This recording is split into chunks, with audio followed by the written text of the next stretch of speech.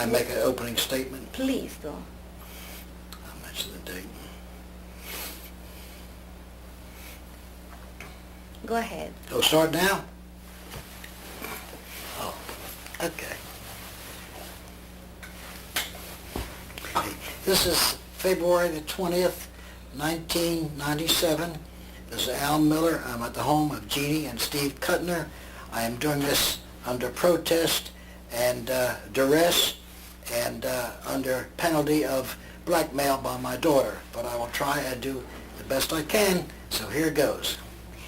Why are you doing it under duress? Because I ask her. Well, let's You already got her, that? but before we ask her, let's take a look at this picture. No, are you on the film now? Are you? You are on the film Oh, I'm now. film. So what do you want me to say about the pictures? I want you to tell us about that picture. How old were you? I don't know. I was, I think, in the 20s. I was 20 years older. No, older than that. I was married. I was about early 30s, 30 years old, approximately. What was happening in your life at that time? At that time, a lot of things have happened before that time, right? But what about that time when Yeah, you were was- in your 30s? Married when I was 26. I married Dot Frankel here in Atlanta. And we married in 1940. We're going to go back to that. Okay. But before we do that, I would like to take a look at a yearbook, at your yearbook. There is a poem you wrote. And I'd like you to read some of it for us. Okay. This was in Central High School in Philadelphia. 1932 is when I graduated. Could you hold it up so that we see the cover? Okay. Believe that this time of my life was one of the happiest times of my life, the 4 years in high school. I was a senior speaker, I was an honor man, I was vice president of the class, I was dramatics, and I was very happy. I was part of the big push. I guess I was in high school, one of the big men there, big men on the campus. Central High was a local school in Philadelphia. I was close to home, and I really enjoyed it. The poem that I wrote, and the reason I was selected as a class poet is because nobody else wanted the job. So I said, or I wrote this, with the blue star-dusted sky above us and the cool green sea about us, we go as the fates command us. Away we drift from thy guiding hand, and separated must that jolly band, referring to the classmates in school and all this. This is like a farewell. O Central High, maker of men, Central High, farewell. In reverence we bow our heads and pray that long your days may be. And we pray, God, make true our creed, that we shall lead. And it sounds good now. I didn't like much when I wrote it, but... You're featured in other places in this book. How about... There was someone who inspired you to write while you were in high school. You had a teacher? Well, I had one, we called them professors in those days. I had one, Mr. Disharoom, Bill Disharoom. He was not only our teacher of English and dramatics, but he was a friend of ours too. And I was a vice president and poet of the class. I was a member of the Dramatic Society. I was a popularity honor man. I was a big shot at the school then. And I really enjoyed it because in those days, I guess I didn't know any better. And in those times, up to 1932 is when I started to shave, I guess, and going out with girls and enjoying life, becoming a man. And it was some of the happiest times of my life then. Depression times was 1932. It was a depression time, but we didn't realize it was depression then because I was never without food, never without clothes, never without friends or money, and my family was always wonderful and supportive to me, right. I want to go back in time and ask you when and where you were born. Okay, that's gone back a long time. I was born in Philadelphia, May 12th, 1913. There's some confusion, but it was May 12th or 13th, but I assumed it was May 12th.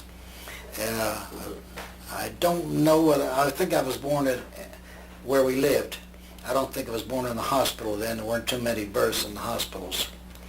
And we had a big business, furniture business, on the corner of Ridge Avenue and Wallace, and part of that complex was about 6 or 8 buildings.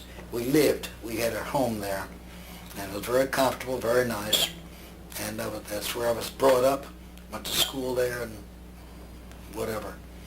Let's go back to your birth. Back to my Could birth. Yes. Could you state your full name? It's Albert Miller. No middle name. No middle name. No. Do you know anything about your Hebrew name? No. Who you were named My for? name, I think, was Avram, but I don't know whom I was named for. And my mother and father always told me that they found me in the garbage can, but I didn't believe them because I looked too much like them. What do you know about your grandparents? Not too much.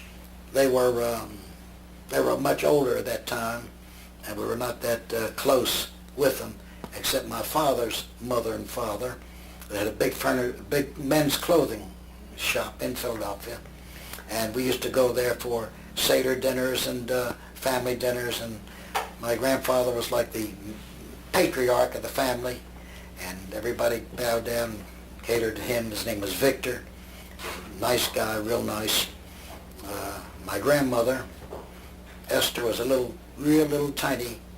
She never spoke English, but she always understood us, whatever we said, and we understood her, and she always snuck money to us when nobody was looking. I understand your grandmother, Esther, at some point went to live with you. My grandmother never left the house. One time we heard the story where she did leave to go shopping, and she got lost, I think about a block away from there, couldn't find her way home. And her daughters or son went out there and looked her, brought her home. So since that time and before that, she never left. She was always there. Do you remember any sayings she had? Any what? Sayings. No, because if she did, I couldn't understand her. I could never speak Yiddish or Hebrew. And she always spoke to us in Yiddish. And she was very, very affectionate to us, but Passover, she did all the cooking and bottle washing and everything else. And What dishes did she make? well, matzo balls is one thing, and ever since those Seder times, I'll never eat another matzo ball. How so? They were hard, and I didn't like the taste of them.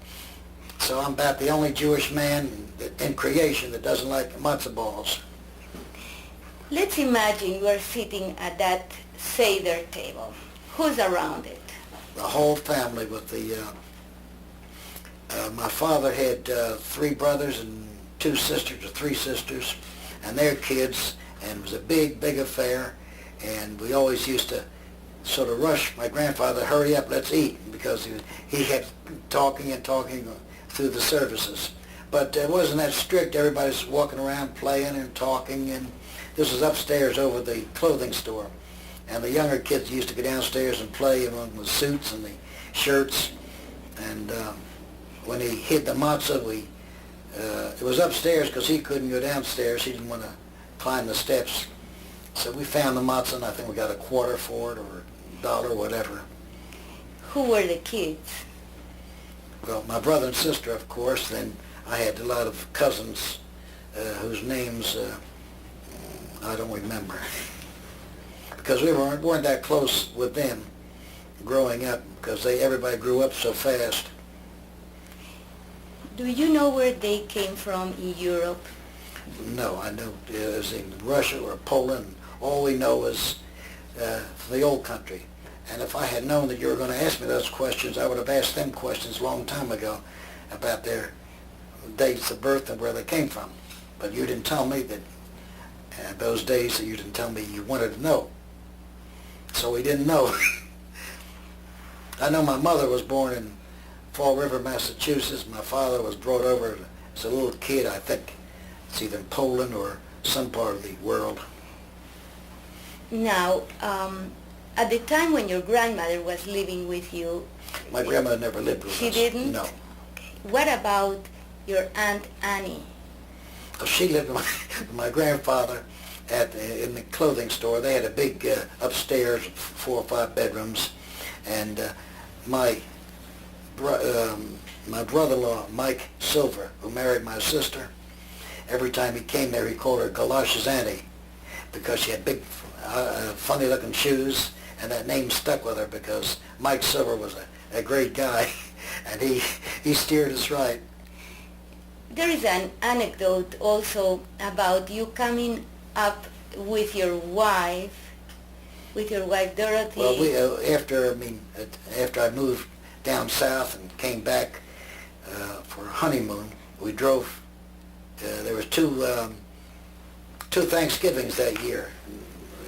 I don't know if anybody remembers President Roosevelt, because of November 20th. I think it was too close to Christmas, and he wanted to give the retailers more time to sell.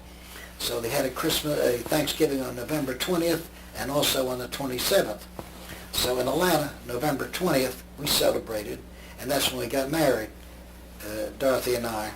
And our honeymoon, we drove up to Philadelphia. And my mother had her whole family out there, and I think it was Galoshes Annie, used to follow her around every place, wanted to hear her talk, wanted to hear her southern accent. Now, talking about your grandfather, Victor Miller, he founded a synagogue. Yes, there was a small synagogue, real small synagogue, close to where he lived.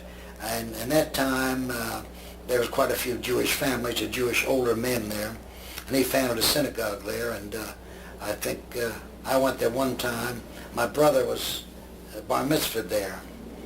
And it was real small. It was like a resident that was turned into a synagogue with an altar and Torah and all that. Is it still there? No, ma'am, no. Gone. The whole neighborhood has deteriorated. It's all slum area now. What neighborhood is it? This was at Ridge Avenue in Philadelphia, and I forget the cross section, but it was a Ridge Avenue. I could find it if I was driving, I imagine. Let's talk about your parents. Okay. Tell me about your father. Please describe him. Charlie was a great guy. He was not too warm with me, but he was always in business, always working. We always lived with the business. Charlie was working day and night all the time, and I never remember ever being criticized or hit or spanked or even talked ugly to by my father. He was just a sweet, nice guy.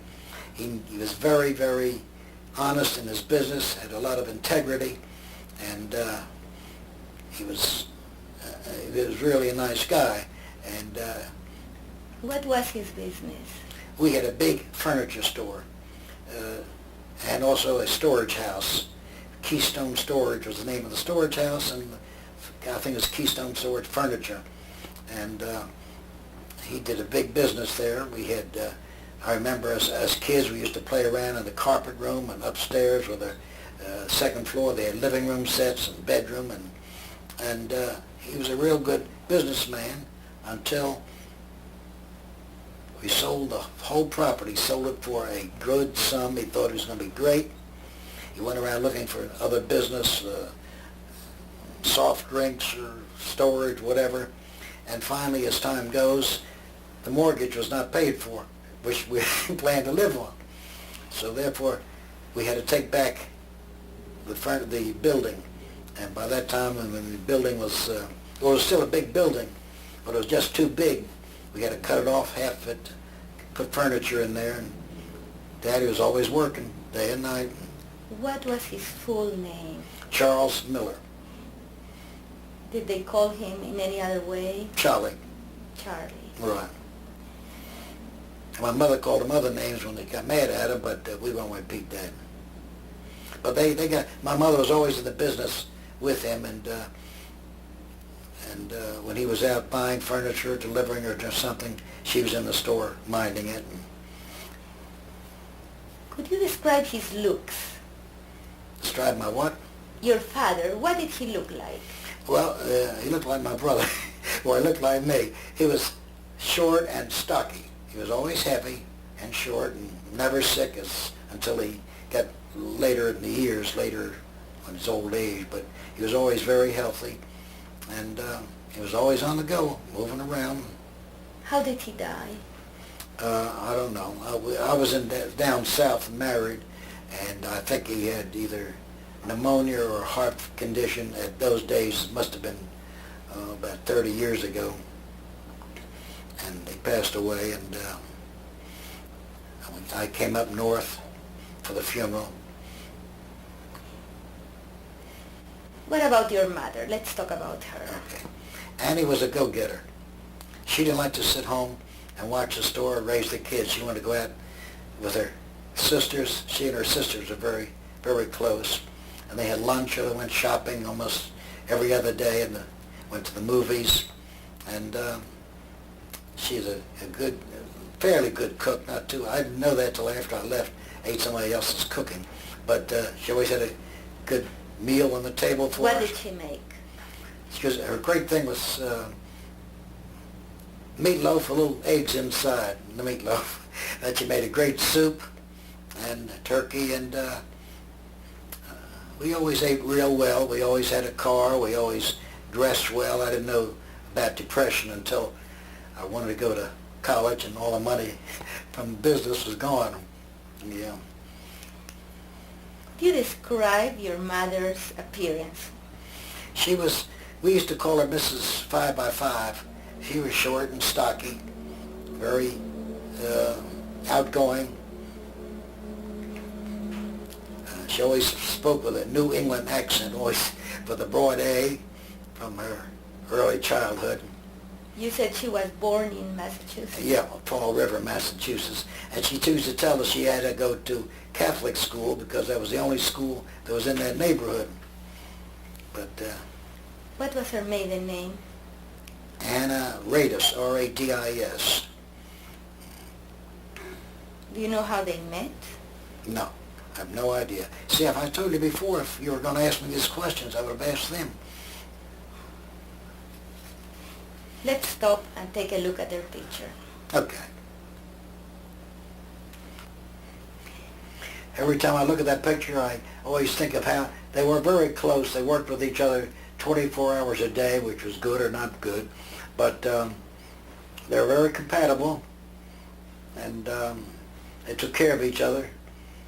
They were health-wise, both of them were very good health. They didn't have to worry about the health of the other ones until they got real old. And my mother loved her daughter, Fritzie, in New York. That was her life. And she used to go there in the slightest provocation, go to New York and talk to her daughter, Fritzie. And I don't think my father ever took a vacation. He was always Can you working. just angle it down a little bit, please? Like, put the top, yeah, perfect, okay, great, yeah, great. Okay. They had a very happy life. I guess they were married 40, 50 years. When they were married 25 years, my sister Fritzie gave him a big surprise party at the temple. And I think it was 25 years, yeah. And they had a good married life.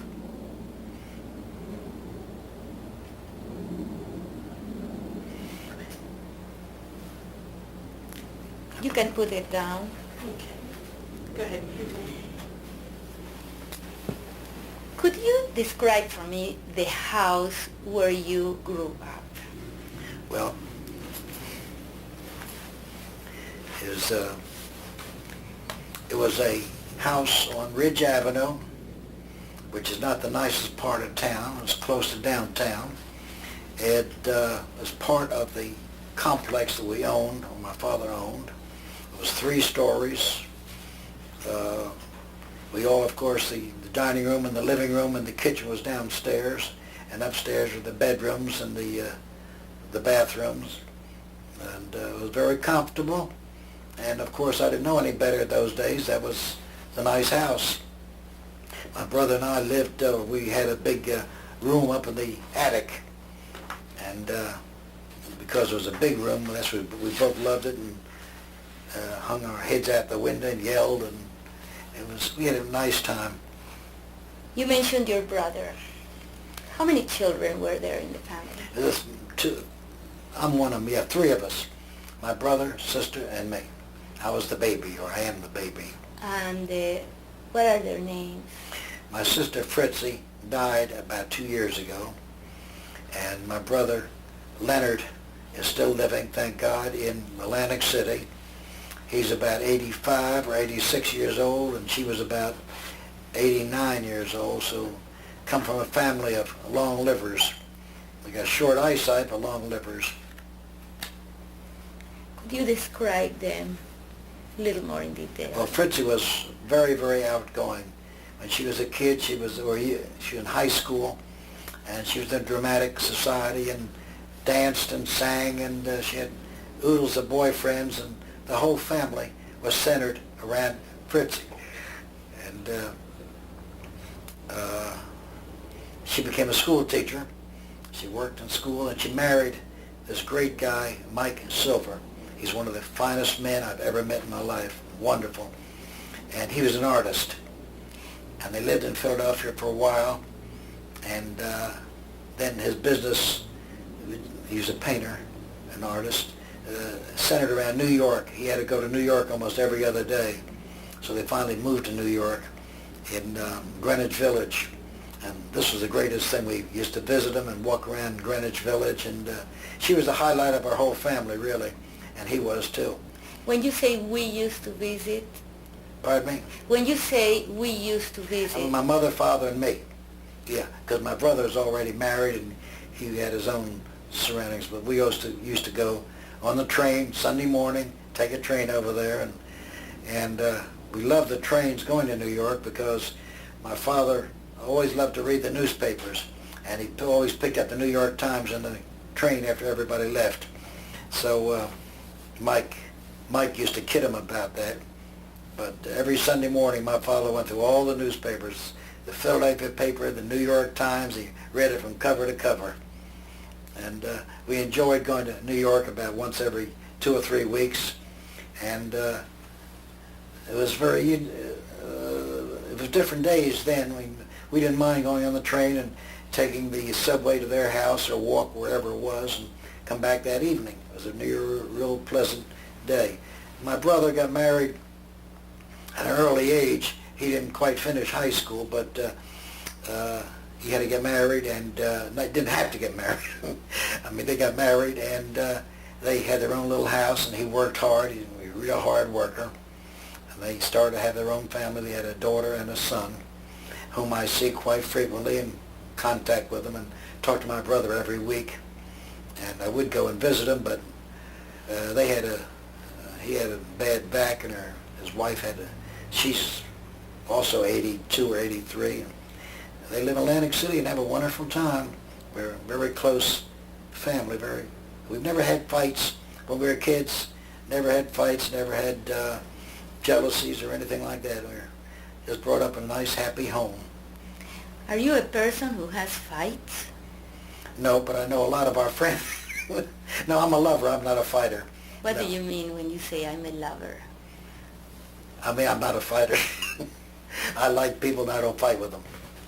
But so many of our friends that we know of and people we see had fights, and brothers and sisters got in arguments and jealousies, and mothers and fathers always used to fight, but we didn't do that in our family.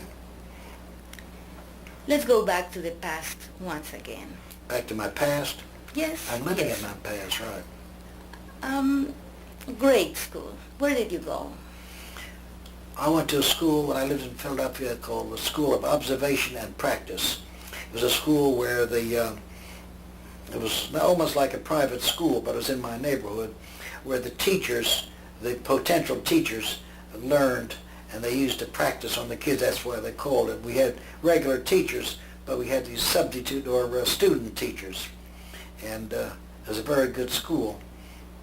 And from there, I don't know where I went, but then when I went to high school. In those days, what other activities did you have? Very little. We had no telephone, no no television, no radios. We just played with kids, and I used to play in the furniture store all the time. I ride on the truck with the truck drivers, and it was a kind of neighborhood where my father and mother wouldn't let us go out on bicycles or I never had roller skates or bicycle because it was a business neighborhood, and they didn't want us to be in any trouble. One time I was riding with my dad. I was about 5 years old, and somebody hit us or he hit them. Anyway, I got a scar on my head. That's why they call me Scarface Al. And they took me to the Presbyterian Hospital. And when he came home, my father came home, this is what I heard. Annie says, "Where's the boy? Where's the boy?" He says, "He's in the hospital." Annie dropped everything and ran and got a streetcar or taxi, whatever, ran over to the hospital and saw me in the bed there putting ice packs on my head. The nurse was laughing at me, and anyway, that was the only time she was mad at my father for driving. But the first thing I said when they came out is, don't fight with Dad. It wasn't his fault. What car did your father drive? You remember? Pardon me? What car did your father drive? Oh, it was a little old, it was a Ford. We always had a car. I don't know. He drove until it broke down, then went out and bought another one. And I don't know. I remember it was a rainy Friday afternoon. The accident. It was some kind of a Ford or Chevrolet, whatever. Do you remember what games you played with your friends when you were a child? No. Hide, seek, and then later on, I went to Boy Scouts and did a lot of Boy Scout work at the temple. We belonged to the Reformed Temple, the Knesset of Israel. We used to call it the KI. Is it still there? Yeah. And I think they moved out in the suburbs because it was right down almost in their mid-city. And there was a very Reformed synagogue. In fact, people still laugh when I tell them that we used to have services on Sunday morning because the people couldn't get there Saturday and Friday, and their kids were in Sunday school, so the rabbi had services on Sunday for the families of the kids that were in Sunday school. I was confirmed there. My brother and sister were both confirmed there. So you grew up in a Reform Yeah. synagogue temple. Yes. Do you remember the rabbi's name? Rabbi Kraskov. He was How- a famous rabbi. I understand you belong to the temple Now, here yes. now. How does the temple compare to in Atlanta compare to the temple in Philadelphia? It was very similar. Of course, now the temple is more modern. Now they have bar mitzvahs and they have services on Friday night, which I attend maybe once or twice every month, and I enjoyed it. I know the Rabbi Sugarman, and I enjoy the services. I enjoy the cookies after the service. And in fact, Jeannie was confirmed at that temple. Her mother was confirmed at that temple, and her grandmother was confirmed at that temple. Let's move on to high school. Okay. What high school did you attend? Central High School in Philadelphia. What was it like? It was an all-boys school, first of all. And it was a good school. They had all our teachers, we would call them professors, and we had to choose our courses, and I chose the classical course. which studied Greek and Latin and astronomy. That was the hardest course. And I don't know why I did that. I've always been different, and made a lot of friends there. We had a little fraternity and all our social life, and it was built around Central High School. And we had dances and parties, and these are all classmates of mine that went to school there. Were most of your friends outside the Jewish community? No, or- they're all Jewish. They didn't belong to the temple. No, I was the only one that belonged to the temple. And Central High was was about 90% Jews, and because when it was a Jewish holiday, the school almost closed down. The black boys that were there, the Negroes, they took off too because there was nobody there. But it was a very pleasant school, very capable teachers. It was one of the 3 high schools in the country that gave us a degree. I have a degree from the high school, Bachelor of Science in Arts. And I think it was one other school. We had astronomy, a big telescope. It was a great school. I enjoyed it. Do you remember favorite subjects? Remember what? Favorite subjects. Greek and Latin were not my favorite subjects. They were hard, but mathematics was good. I enjoyed mathematics and history and ethics. What about your social life during high school? Social life was all around high school. We went out with the boys that I hung around with. We had dates with girls. Of course, they're not in that school because it was an all-boys school. But I don't know how we started, but last 2 years I started going out with girls. And then I started getting cleaned up and washing and shaving then. Yeah. What did you do on a date? We used to go to a place we used to call gatherings.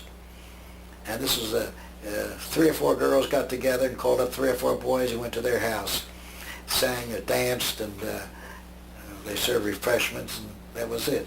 It was not really a boy and girl date. This is, I don't know what you'd call it today, but we all went over people's homes. It was a home. Later on, maybe when I was a senior, we took a girl to movies or that. Aside of school, did you belong to any youth movement? No. No, I didn't have, there wasn't any, trying to think. There was a YMCA, but it was quite a distance from the school, and I used to go down there and go swimming myself. And I didn't belong to any community organization. I just went down there and went to swimming because it was this big swimming pool. Now, around And then I had the Boy Scouts, but this was through the temple. who were your friends in those years? Do you remember their names? Oh, they're in the book some places. Leon Scheckman was one of my very good friends. In fact, when Jeannie was in Bryn Mawr, Dorothy and I came to Philadelphia, and I called up some of my friends, and we went over to Leon's house. He was a lawyer then, and he had a son of around Rusty's age, and he called a couple of my old friends, and Professor Disharoon came over there. We spent an afternoon there, real nice, real sociable. And then I had another one, Herbie Feld. He was a dentist. He was and I were very close. Where were you when the Depression happened? I was right in Philadelphia, between high school and college. And, What do you remember about those years? well, all I remember, the only time I really felt depression was because we always had a car, we always had food, we always had entertainment. It was when I went to college, that's when the depression hit me. Because I went to the University of Pennsylvania, which is a rich man's college, and all the people there were from wherever, all over the country. And they all had fraternities and beautiful clothes and all that. And that's when I really knew there was a depression. when I had to go to school on the streetcar every day, and had not much of allowance to spend. But you got a scholarship, right? Yeah. How did that happen? Well, this friend of my Aunt Edith's, not a friend but a mentor, had a scholarship funds, quite a few funds, and I was in the, it was available only to people who were in the upper fifth and upper quarter. They had a quarter and a fifth of the Scholastic, and I was on the upper fifth and quarter, and I applied for it, and I got the scholarship. It wasn't competitive, but as the money was there, anybody that applied for it had to be in those categories of the scholarship and activities. And I got a letter from the principal that said I was a great guy, you know, all that crap. And went into Wharton School. I always wanted to go to Wharton School at the university. And but I had to work while I was in school. It wasn't much fun. I didn't go to any of the football games while I was in school, didn't attend any socials, anything at all. In fact, I had 3 jobs while I was in school. What were they? Well, on Saturday I had a job at a place called Blauner's. It was a ladies' ready-to-wear right downtown on Market Street. I was a stock boy on Saturdays. Then in the afternoon, after school, I went to an advertising agency. I worked there. I was doing copy work and running around. And then in the evening, I was working in a nightclub. I was a cashier. But then it got a little, at 2 o'clock in the morning, it really got to me. So I had to quit that job because I couldn't study.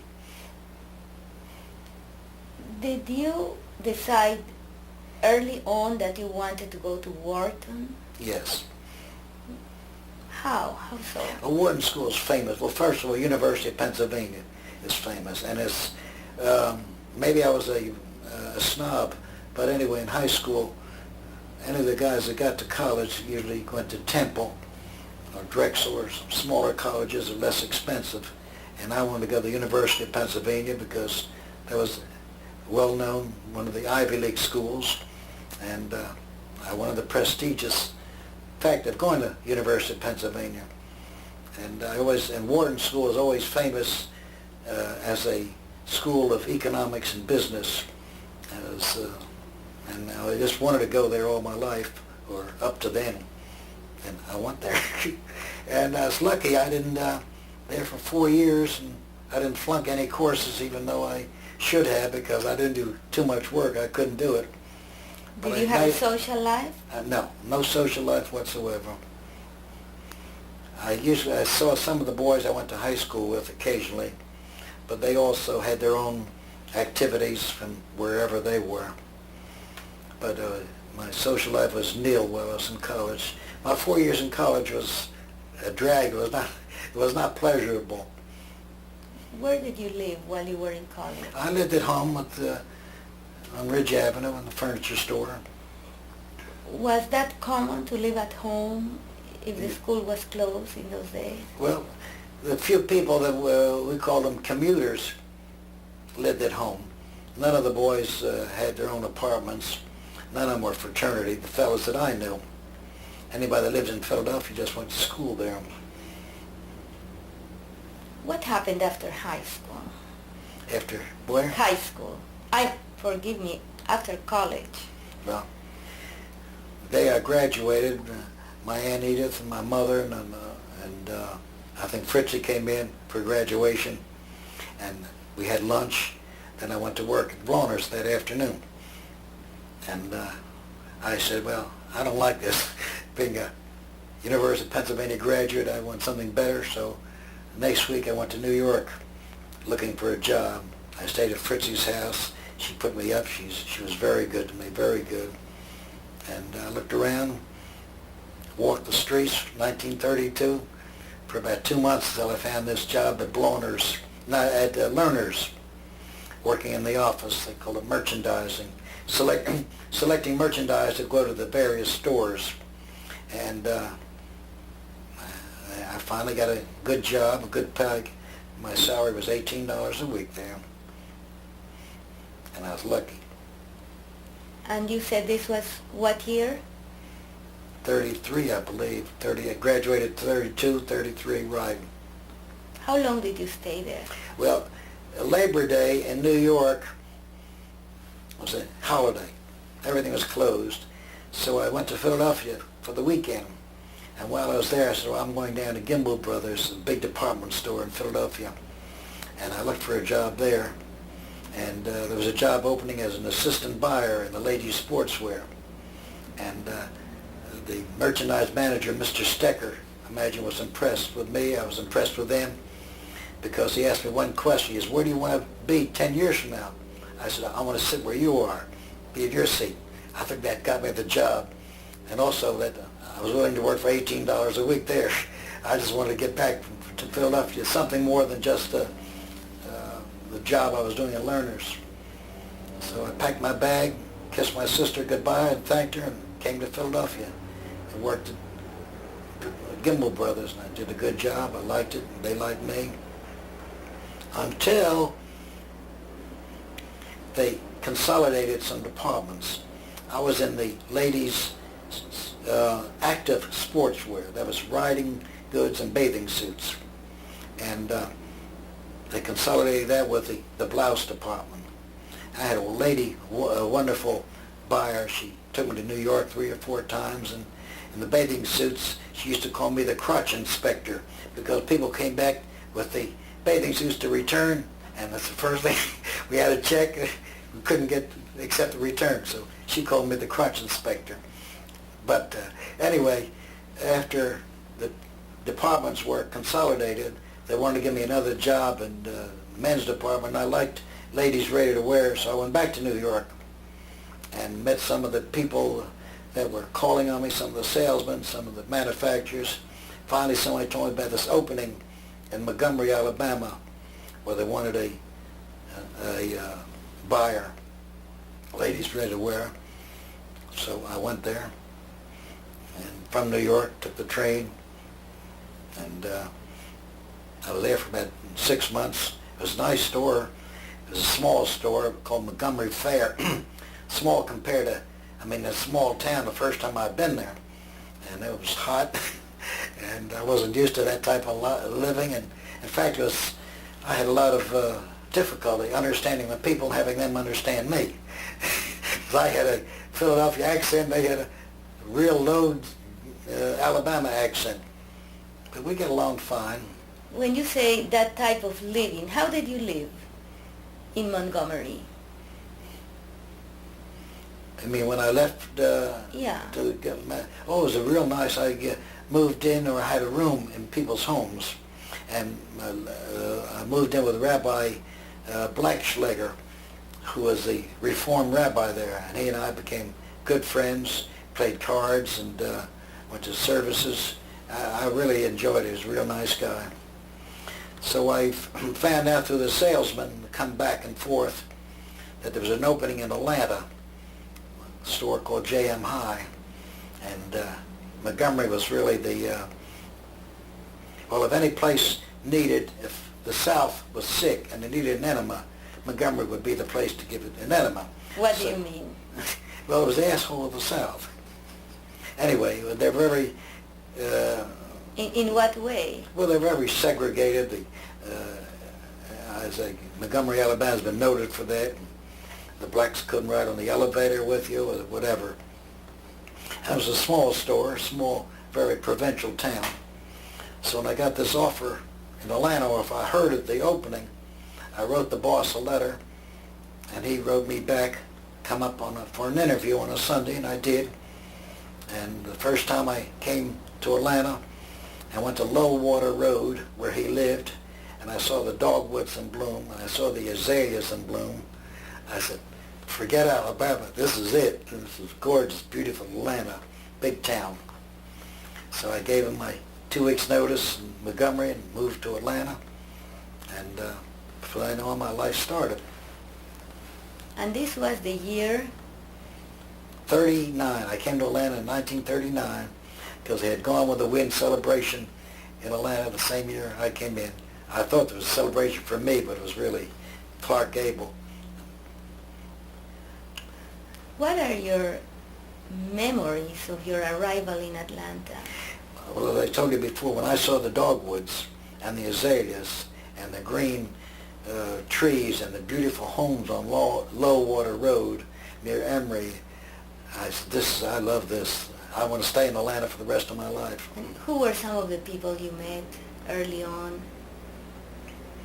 Well, when I first came to Atlanta, I stayed at a hotel, Jefferson Hotel, and somebody said there's a guy here that works to another department store. You ought to meet him. He's from Alabama. His name was Irving Eisenberg. So I met him, and he and I became fast friends. And in fact, he was my best man at my wedding. And went out a couple of times. My social life started there in Atlanta. Where did you live? When you first came, where did you live? In the Jefferson Hotel, Okay. which is you right said that, downtown. Yeah. It's now near where Pryor Street, I don't know where, downtown Atlanta. So you were saying that your social life started. What kinds of things did you do? Well, we met other men like Irving Eisenberg, knew some people, and I knew some people, or I didn't know them, but through the business and through meeting people, being on the floor at the J.M. High department store, we met 2 or 3 people, went to dinner and theater, went to the Fox Theater. It was beautiful then. And started. I was off, I think it was either Rosh Hashanah or some day, I went to the temple. I found the temple here in Atlanta being reformed. I went there, and there I saw this beautiful young girl named Dorothy. Started talking to her, and that's the rest of my life started from there on. How old were you when you met her? I was about 25. How about Dorothy? Hmm? How about Dorothy? How old was she? I think she was 21 or 22, yeah. 22, I believe. So when I first met her, and I asked her to go out, and then I had to go out and buy a car. I couldn't stand this. So I bought a car. And every weekend I saw her, and What things did you do? I went to the movies, went to people's homes. She had a lot of friends. She's born and raised here in Atlanta. We took a ride one day down to Warm Springs, Georgia, and it was very nice. We used to go to the Rainbow Room, which is at the top of the Ansley Hotel that doesn't exist anymore. I think it was Saturday night, where they had a $2 minimum. So before 12 o'clock, we all ordered up to our minimum, all the drinks. Had about 5 or 6 drinks for $2. And the whole group of young people, friends of Dorothy's, the people that I knew and got acquainted with. And How long did you date before you got engaged? we didn't get engaged. One day I told her, I said, I'd like to go to Philadelphia, and I went to meet my parents when they get married. She's get married. So she didn't know I even asked her to get married. So it's fine. So we got married November 20th. Dated for about about a year. She was working, and at that time, Where was she working? at the government, some kind of a labor department. And it got serious when I let her use my car while I went to New York on buying trips. What was her maiden name? Dorothy Frankel. Do you remember her parents? Yeah. Because that's where we got married, at our parents' home on Ponce de Leon. Louis and Alberta Frankel. They were busy people working. They had a big food market on Broad Street, which is right down, and they had a big, beautiful home, and that's where we got married there. And I went off to Philadelphia for our honeymoon. I borrowed Irving's car. I let him have my car, and Rabbi Blackschlager came up from Montgomery to marry us, and that was very nice. And then the story is when my aunt met Dorothy and wanted to hear her southern accent. And we had quite a nice life. And of course the war was in 41. And I was exempt from going to the war because I was married at that particular time. Then as the war progressed, the exemptions went down and down and down. I mean, if you're married with one kid, married with 2 kids, or whatever. Anyway, they called me in at February, I believe, 42 or 43, and went to Fort Mac for induction. And from there went to in Virginia camp. It was a big quartermaster near Richmond, Virginia. It was in Petersburg, Virginia. And I was there about 2 or 3 weeks when they called me in the office. And they said, "Do you want to go to officers training school?" I said, "Yes, ma'am." "Yes, sir." So they sent me to Camp Lee, Virginia as officers training school. And in 6 weeks I became a gentleman and an officer. And Dorothy was with me. Well, she stayed in Atlanta because she had an appendix operation, but it was really, the doctor thought it was her nerves because her appendix was all right. She was worried about me leaving or going overseas. But she came up there for the I went to quartermaster school, and 3 or 4 days before graduation, they needed some officers in the Air Corps for the Battle of Italy. And they picked out 1 or 2%, and I was one of them. And they said, "Want to go to the Air Corps?" "Yes, sir." So they put wings on me, Air Corps wings, not flying wings. And we went down to Orlando, Florida. Dorothy was with me. We drove down there and became a officer. They were going to have ground control work where to control the airplanes. They found out by experience from England that the best officers are the ones that had business training and common sense or whatever, because I didn't know anything about airplanes or the Army. So they put me in that course of taking ground control, and I never told Dorothy, but they wanted to train me for about 3 weeks and send me to Italy for the Battle of Italy. But after I was there about 1 week, they called me. Everything was lucky with me my whole life. It was nothing standing. I never did anything outstanding, but it was just luck. They called me and they said, "You want to stay here in Orlando and be a mess officer?" I said, "Yes." I'd never been a mess officer, I ate mess occasionally, and stayed in Orlando. We got a little cabin about 2 blocks from the base, and there were 7 white officers and 3,000 black Negro troops. These are battalions, labor troops, and I enjoyed it. Every 7 days I had to be OD, that's Officer of the Day, and they gave us machine guns and sidearms to carry with us, and I put mine in the safe. I wasn't worried about any of them. I wasn't scared of them. They were all nice guys, and we spent a couple of years there. Got my first lieutenancy, and then the war was just about over, and they needed officers to terminate the war to contracts. They were worried about the contracts, Air Force contracts, so they sent me to Boston to be an Air Force termination, contract termination. So Dorothy and I went up there, drove up there, and we stayed in a hotel for a while. Oh, by the way, in the meantime, we got a little dog named Jeannie with a light brown hair. Yeah, and took that dog with us, and right at the Parker House, we had to get a room that night at the hotel. They said they had no rooms, so I went over to the desk phone. I said, "This is Lieutenant Miller calling. We're on our way over there, and we need a room." I was right there at the hotel lobby. I said, "Yes, sir, we'll have a room for you."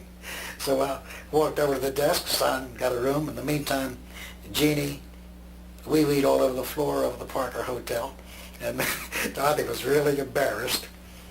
But we stayed there. Then we got an apartment. It took us a little while to get the apartment. And in the middle of the winter, the snow was so deep, I got a telegram at my office in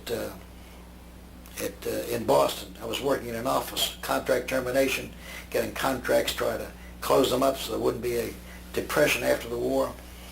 And said, Lieutenant, you're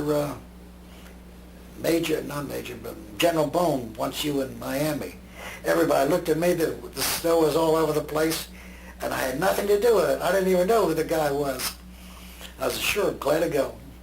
Got 7 days leave to drive down, put the dog and Jeannie in the car and drove down south. And it was great because, as I said before, I never did anything spectacular or really successful in my life, but this, just by series of luck, things happen. So we went down to Miami in an officers club. I became the manager of the officers club and the BOQ, which is Master Office Quarters, and was there quite some time. Got my captaincy there, became a captain of the Air Corps. And Dorothy used to come over every Saturday. We used to have parties for the officers, bands and dances.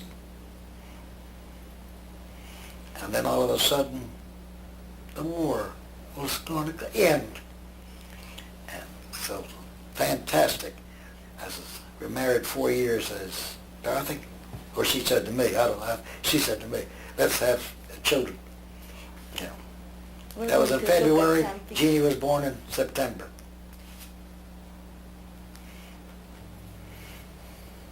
Who's in this picture, please? That's Dorothy and me. We're sweethearts, very much in love. And I don't know exactly when it was taken. I think it was taken before the war years. It was taken in 39 or no, 40 or 41. She was beautiful. Could you describe Dorothy? What was she like? She's,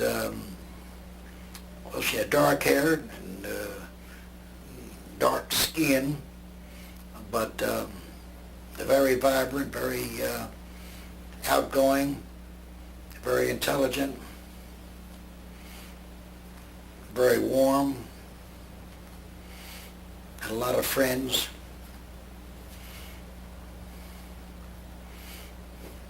And I fell in love with her the first time I met her.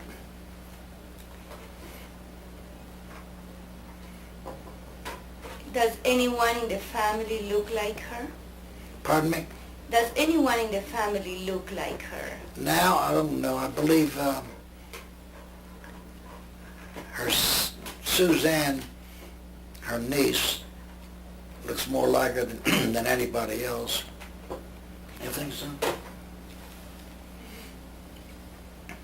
Was there something in particular that attracted you to her when you first I saw can't her? hear you. Was there something in particular that attracted you to her when you first saw her? Well, the fact that she came over to me and flattered me right off the bat, and the fact that she was so pretty and somebody, she was very, not girlish, but very feminine, that attracted me to her right away. Of course, her good looks attracted me to her.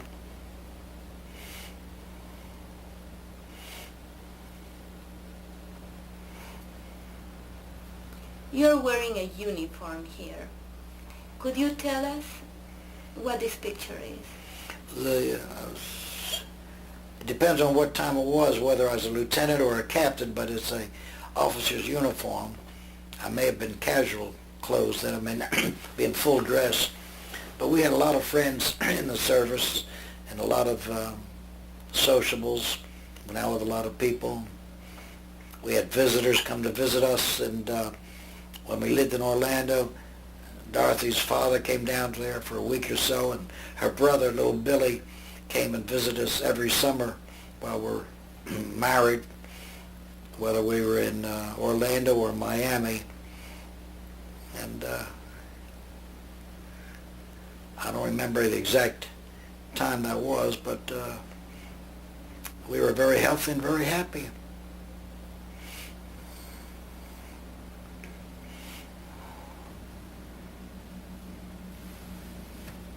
You want to ask me any questions? Or? Yes. Tell us about this picture. It was one of the many pictures we took while we were in the service. We really had a good time because every place we went, Dorothy was with me, so we not like of other, excuse me, not like of other, a lot of people in the service didn't have their wives with them, but Dorothy was with me all the time, and service was not hard at all. Nothing was serious, except the war, of course, but we didn't, we were not directly involved with the fighting, but we were always on the service end of it. But we enjoyed it. Okay. Who are we seeing in this? This is a great picture. This is in Philadelphia about 2 years after we were married. As my mother, my brother, my sister-in-law, and their kid is Harriet, and Dorothy and I. And there's my father, too, on the bottom end. And this is really a good picture because it's our whole family. The only one's missing is Fritzy, but well, this was in Philadelphia. Then I think after we were there for a weekend, we went to New York. But it brings back a lot of memories of my family, yeah. See, Leonard looked like a lot like my father. He was stocky and short.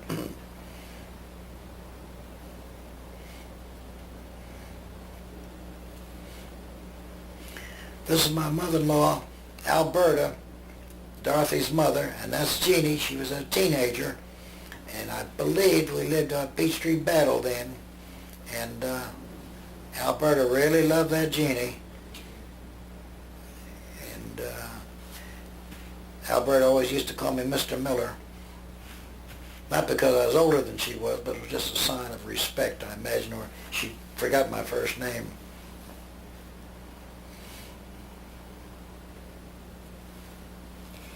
What happened after you got married? After I did what? You got married. Well, of course, after you get married comes the baby carriages. Jeannie was born in 1946. We lived in Atlanta, and I was working at Jeannie's father had a big supermarket. And when we were in Miami and were discharged from the service, he said to come to Atlanta. He would take care of us in business and financially and everything else. And I wanted to go to Atlanta. I loved Atlanta. And Dorothy said, no, let's stay in Florida. I said, no, let's go to Atlanta. So we came to Atlanta, and Jeannie was born in September, and I was working as market, and financially we were doing all right. Where did you live? On what street? Where was your house in Atlanta? Oh, when we first came in, we lived at their house on Peachtree Battle. They had a big house, Peachtree Battle. We had a sort of a wing, and that's when Jeannie was born. And from there, we bought a house on Greystone Road, which is off of Collier Road. It's a little house. We moved over there, and it was very nice. And we found out when Jeannie was maybe 3 or 4 years old, the neighbor's kids stopped playing with her. And we found out through the Rabbi Rothschild, that people didn't like Jews in that neighborhood. In fact, the rabbi wanted to buy a house in that neighborhood, and they told him that there's one family of Jews moved in at night, but they didn't welcome him. So Rabbi Rothschild told us that. So we looked to get out of that neighborhood. Even though it was a nice small house, nice community. Even the next door neighbor who had a kid the same size as Jeannie, she wouldn't let him come out and play with him. So we moved over to Lindmont Circle. We found a nice apartment there. And Rusty was born in 1950. And there's a lot of people came back from the service, moved over there. A lot of friends, I forget the names, but we were very happy. A lot of our good friends and friends we met moved there because like a transition period, a transition place to move. And there was a bunch of young Jewish couples lived at Lindmont Circle. And Rusty was born in 1950. And both Jeannie and Rusty had great kids. They were wonderful children. We found a house, or Jeannie Dot found a house on Peachtree Battle, not the same area where her mother lived, but this is out further near Moore's Mill in Peachtree, a new section there. And Danny Ehrlich had built that. Danny was a friend of ours, built the house on the corner, and we got a good buy, and we moved there. It was a big, beautiful home. We lived there for about 13 years. Who were some of your neighbors there? It was Danny and Ehrlich, and Dave and Bunny Center, Jimmy Kahn, all wonderful young people around that neighborhood. Did you socialize? Oh with yeah, them? we socialized what there. Kinds of things? We had parties at different people's homes, and met Saturday night, went to the movies at Leb's or whatever downtown. Leb's was a eating place that everybody used to go to. They had wonderful cheesecake. And you also went to the Mayfair the Club. Mayfair Club. We joined the Mayfair Club because I was working long hours, and I used to get up at 4:30 in the morning and go to the produce market and in the grocery store. So during the week we didn't have much of a social life, but Saturday and Sunday we did. I took all the kids in the neighborhood. They all jumped in the car, went to the swimming pool at the Mayfair Club. We had dinner there. They had a wonderful dining room. And Rusty, of course, was not conducive to club eating. So when Rusty came dinner with us, he raised the devil, and Uncle Bill used to have to take him outside and play with him while we finished dinner. But now, you also used to spend weekends at Camp Blue Star? there was only one. The Popkins, who owned Camp Blue Star, were very good friends of ours. In fact, their kids and my kid were in the same fathers and sons group together. We used to socialize, and every Labor Day, our kids went to Blue Star. Jeannie and Rusty went to Blue Star when they were children. But Labor Day, after the camp was closed, he had open house for the friends, for his friends. So we all went to Camp Blue Star for the weekend, not as campers, but we lived in cabins. We ate there. We played tennis and baseball. And Rabbi Rothschild was one of the guys there, and we had a wonderful weekend for the parents. The kids had to stay home. And this happened, I think, every 3 or 4 years, every Labor Day weekend, after the camp was closed to the kids. We had a nice life there. Everything was great. And your wife also had a business, right? Well, I'll tell you how it started. When I was in the supermarket business with my father-in-law, they lost the lease, and I started a business called the New Yorker Gift Service while we were still there, because his market was called New York Market, and I wanted the name that people knew us from the New York Market, and I also wanted to use the high silk hat and gloves to represent sophistication, and I started out selling fruit baskets, and I sent ads, brochures to all the people at the temple and people at the Mayfair Club, and I built up a nice little business of fruit basket business. Instead of sending flowers, send fruit baskets. I was doing pretty good, and then the kids were grown, and Dorothy was very ambitious. She was always had to do something, either intellectually or physically. So she said, "Let me take over the business. You find something else." So I went into insurance, Mutual of Omaha, and the first year I was there, I sold enough to warrant us going to Hawaii as a prize. And while we're in Hawaii, I became one of the 7th speakers of the company at that convention. And this was 1966. I remember that because I spoke about when I was a speaker, I spoke about the Atlanta Braves and the stadium that just opened in 1966.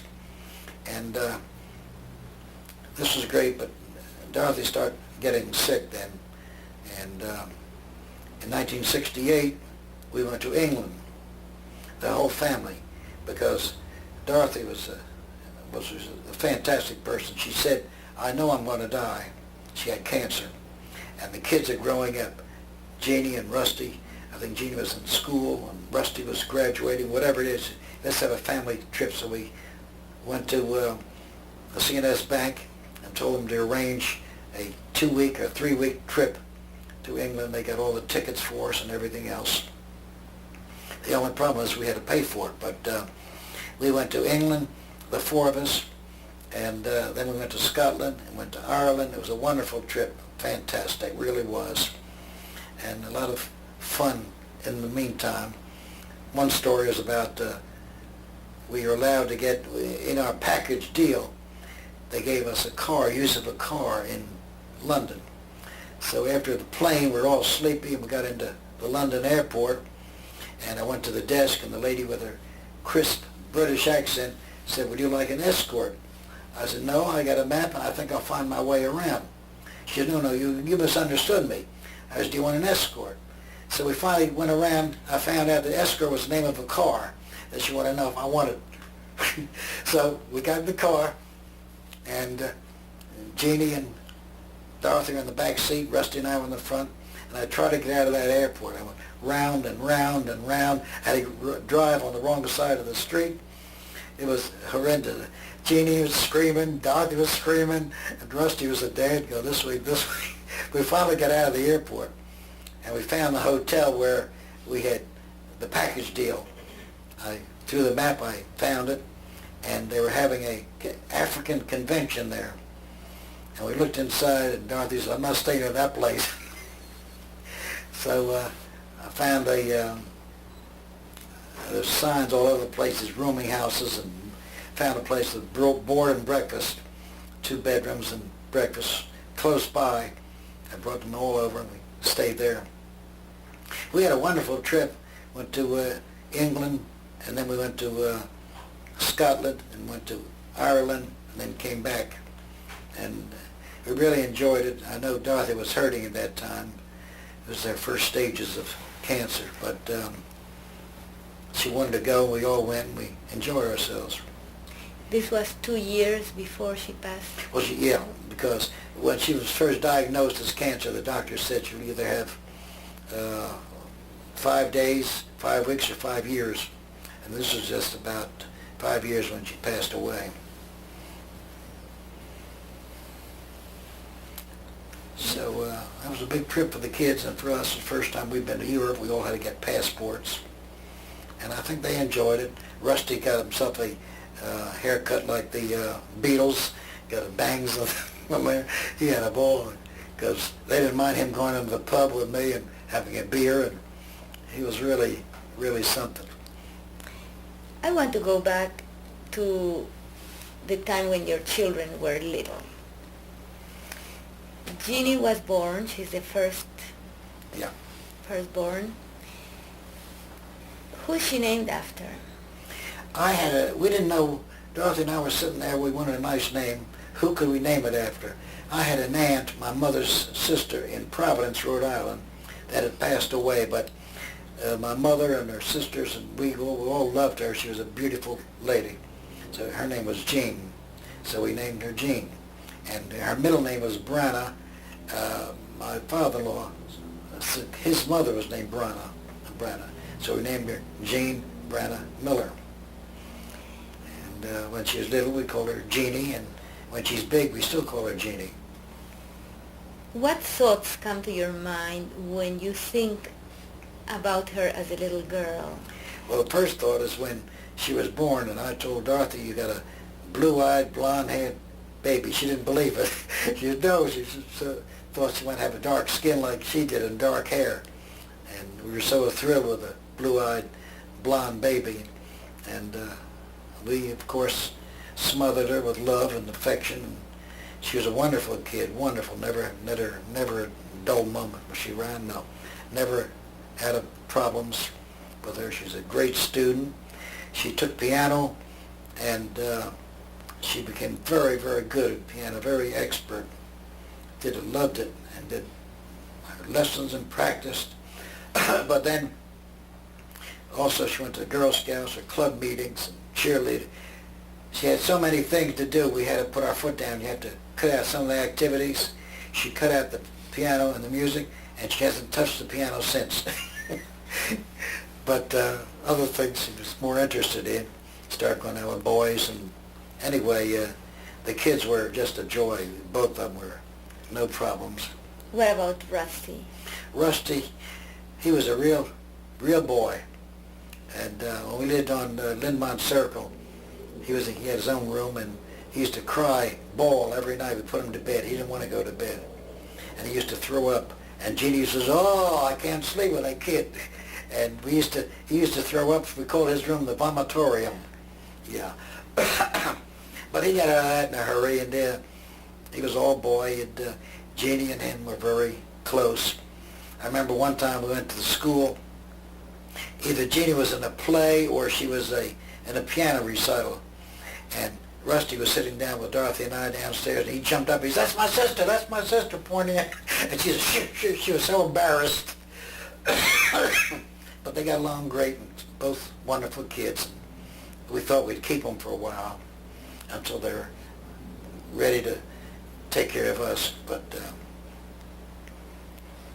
Were there any tough moments when Anyway. raising your children, difficult moments as parents? Not really difficult, and the kids were usually had their sicknesses at the time, and luckily Dorothy and I were both in good health. And when a certain period, I forgot, when integration was a big problem, integration and segregation. And Jeannie was going to public school, so was Rusty. We took Jeannie out and put her into Westminster School because Jeannie was very bright. She was a good student.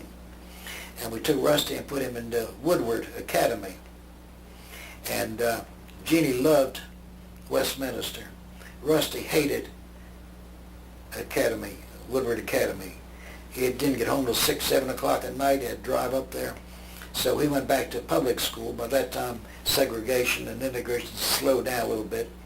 But Jeannie stayed in Westminster. She loved it, and they loved her, and she did very well there.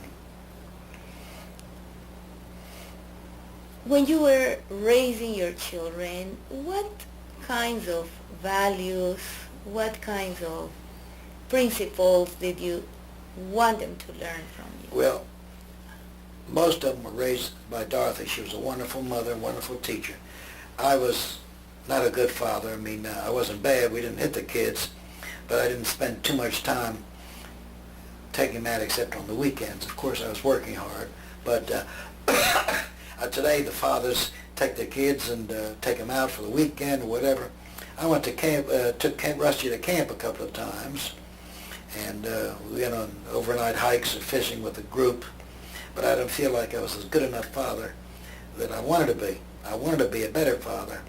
And Jeannie, of course, was very tied up with Westminster, and her mother was very close. But neither of the kids gave us any problems. They were just wonderful kids, and I was just hoping that I would be in business where I would have a business that Rusty could go into, which I didn't have it. And gave all the kids everything they wanted. I wanted Jeannie, when she was ready to go to college, to see my school, University of Pennsylvania. She did. She looked around, and then she went to Bryn Mawr, which was about 30 miles away from there. And she said, that's it. She wanted to go to Bryn Mawr, which is an all-girls school. It's an Ivy League school. And she did very well. Rusty didn't want to go to private school, but he went to, after graduating Northside High School, he went to University of Georgia. And he stayed there for 4 years. He enjoyed that. Then came the grandchildren. No, they had to get married first, then came the grandchildren. Right. And when Jeannie, after Dorothy died,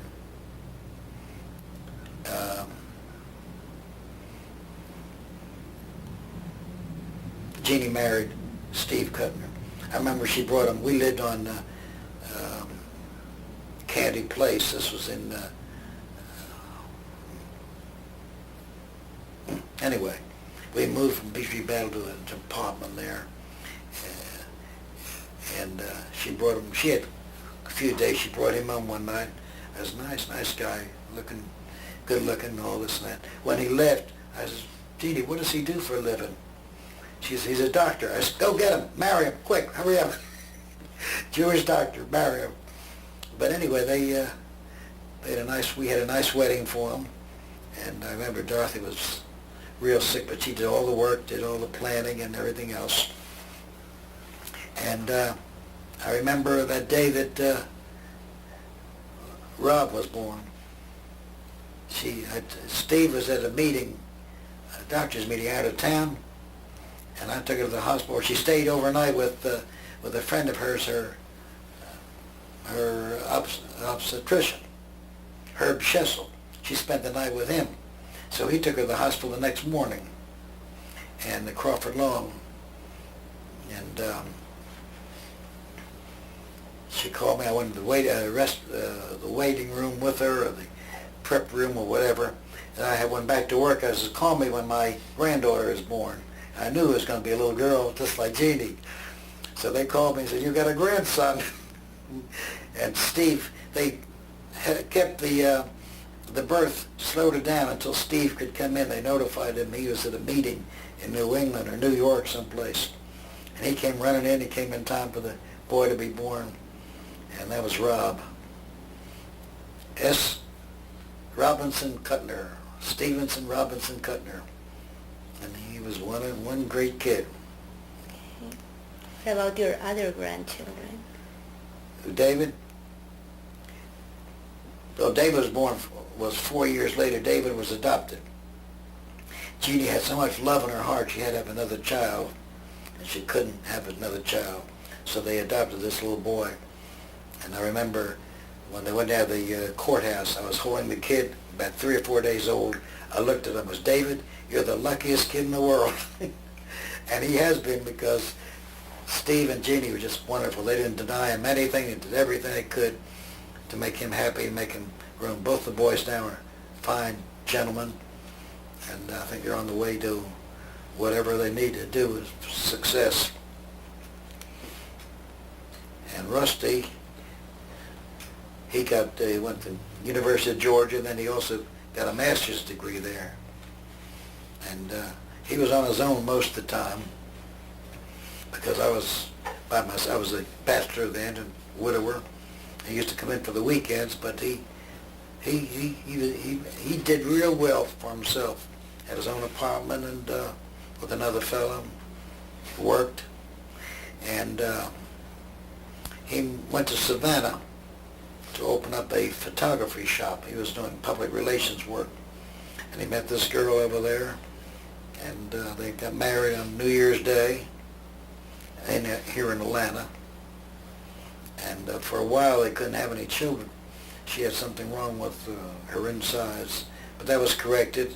Then they started having them one after another. They got 3 of them, and they moved from Savannah to Lynchburg, Virginia, and a couple other places, and now live in Columbia.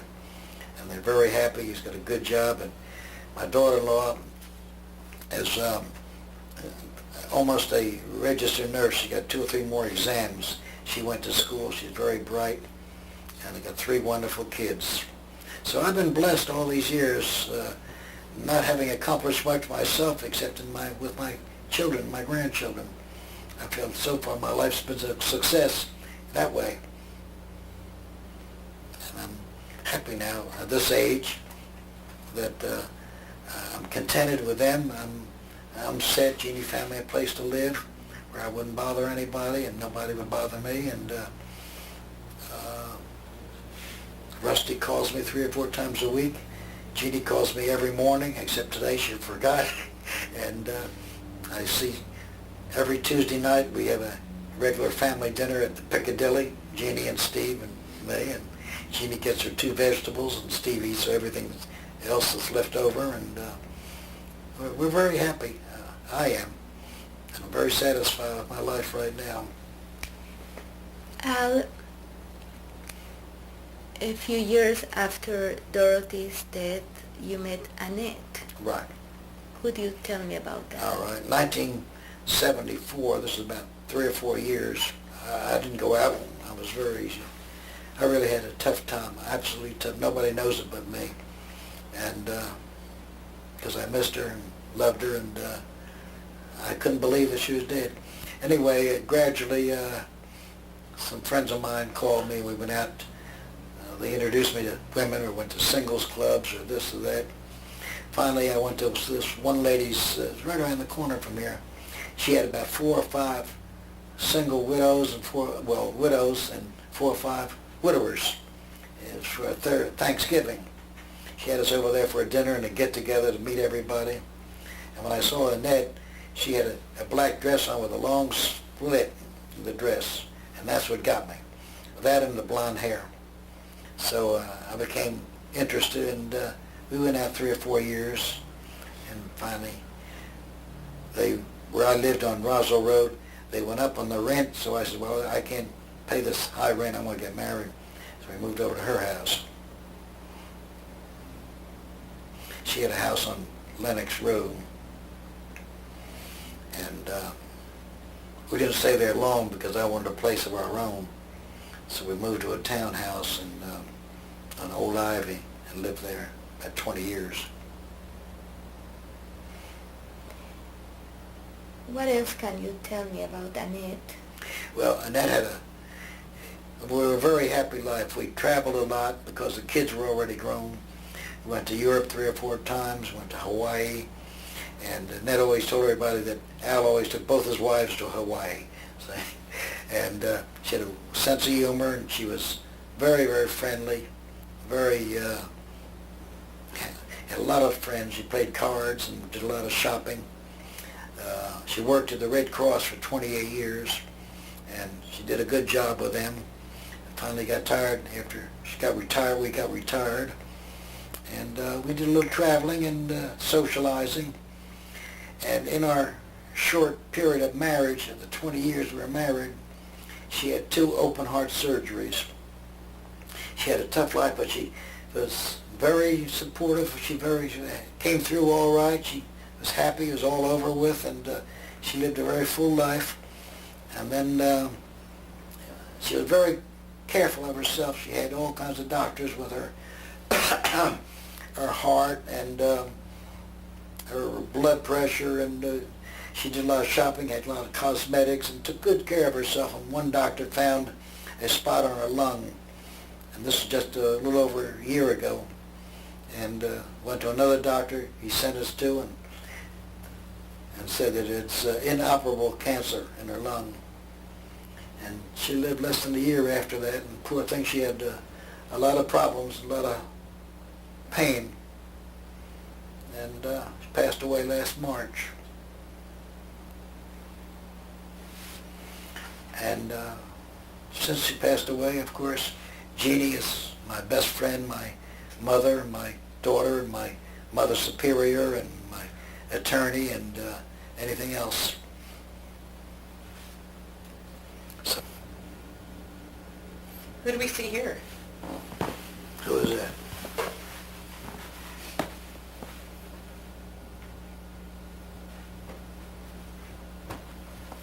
That's you and Dorothy?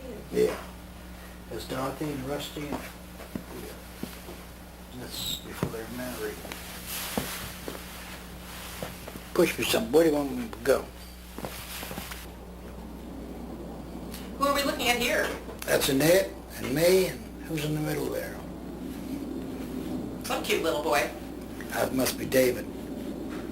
Yeah. That's Rusty and Kathy, his wife, and his 3 kids. Rebecca's the big one. Mark is the boy, and Ann Catherine is the little girl.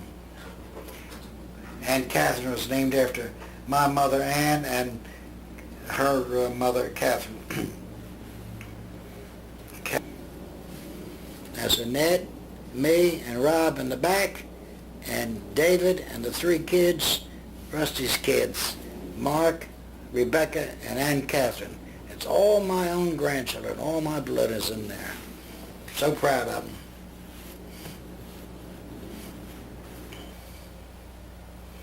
What are you doing on that chair? They were lifting me up throwing me around, taking advantage of my old age, abusing senior citizens. And what was the occasion? I think it was David's bar mitzvah.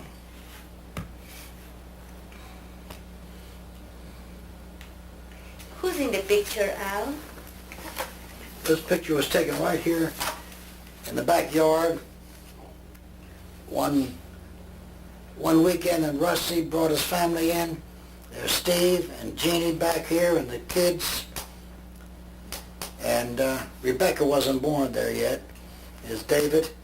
And Rob's over here in the corner. That's Rusty and Kathy. Can you see this?